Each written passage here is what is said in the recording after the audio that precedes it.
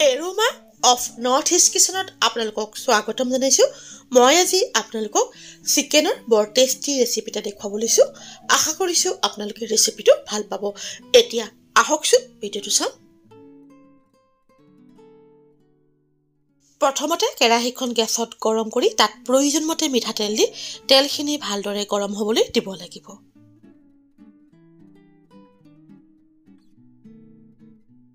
তেল গৰম হ'লে তাত কুটি লোৱা পিঁয়াজ আৰু কেঁচা জলকীয়া দি অলপ সময় ভাজিব লাগিব। কেঁচা জলকীয়া আপোনালোকে জ্বলা যিমান খাব পাৰে সেই হিচাপত নিজৰ মতে ল'লে ভাল হয়।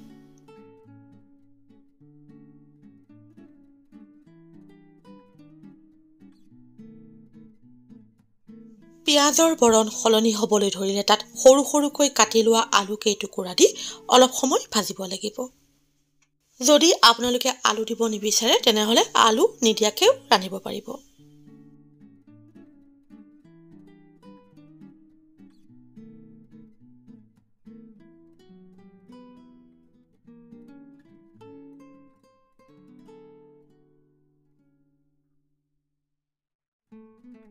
পিঁয়াজৰ লগত আলুখিনি অলপ সময় ভজাৰ পিছত এতিয়া তাত চিকেনখিনি দি প্ৰায় 5 মিনিটমান সময় ভাজিব লাগিব। প্ৰিয় দৰ্শক, মোৰ এই চেনেলটোত আমাৰ পৰম্পৰাগত বিভিন্ন ধৰণৰ সুস্বাদু ৰেচিপিৰ ভিডিঅ' চাবলৈ পাব। এতিয়াও যদি আপোনালোকে মোৰ channel aroma of north east কিচেনক ছাবস্ক্ৰাইব কৰা নাই, অনুগ্ৰহ কৰি ছাবস্ক্ৰাইব কৰিবচোন আৰু লগতে কাষত থকা বেল আইকনটো টিপি দিব। তেতিয়া মই প'ষ্ট কৰা প্ৰতিটো ৰেচিপিৰ ন'টিফিকেশ্যন মই ভিডিঅ' প'ষ্ট কৰাৰ লগে লগে আপোনালোকে পাই যাব। আলুৰ লগত চিকেনখিনি প্ৰায় 5 মিনিটমান সময় ভজাৰ পিছত এতিয়া তাত প্ৰয়োজনমতে হালধি আৰু নিমখ দি ভালদৰে লৰাই ঢাকি দিব লাগিব।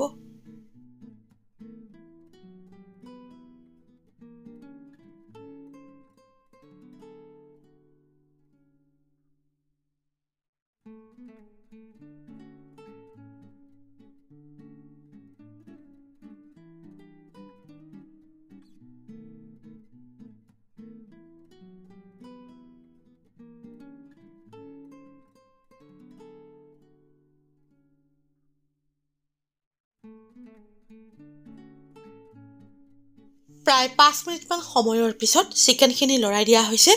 এতিয়া তাত আদা নহৰুৰ পেষ্টখিনি দি ভালদৰে লৰাই আকৌ ঢাকি দিব লাগিব।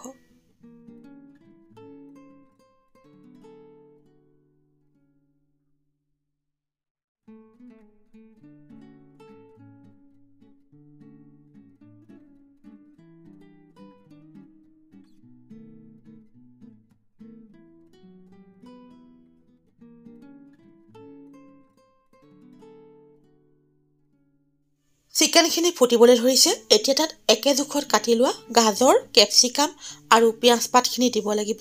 তাৰপিছত তাত 1 চামুচ মিট মছলা দি ভালদৰে লৰাই ঢাকি দিব লাগিব।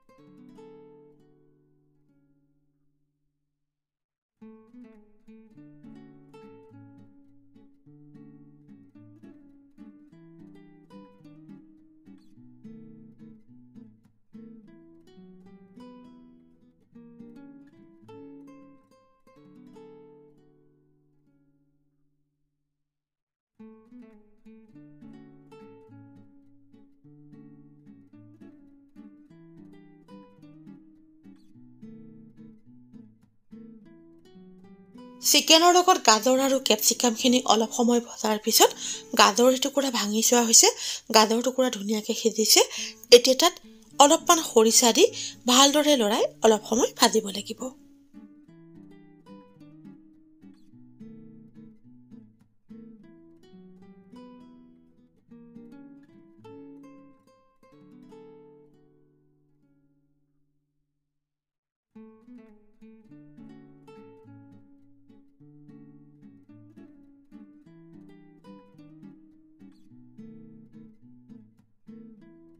চিকেনৰ লগত খৰিচাখিনি প্ৰায় 5 মিনিটমান সময় ভজাৰ পিছত খৰিচাখিনি চিকেনৰ লগত বৰ ধুনীয়াকৈ মিলি গৈছে।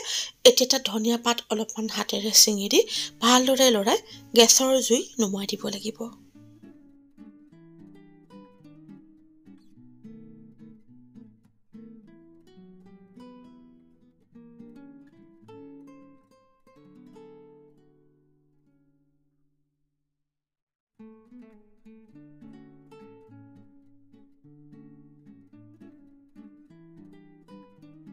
খৰিচাৰ লগত ৰন্ধা চিকেনৰ সুস্বাদু ব্যঞ্জন প্ৰস্তুত হৈ গৈছে।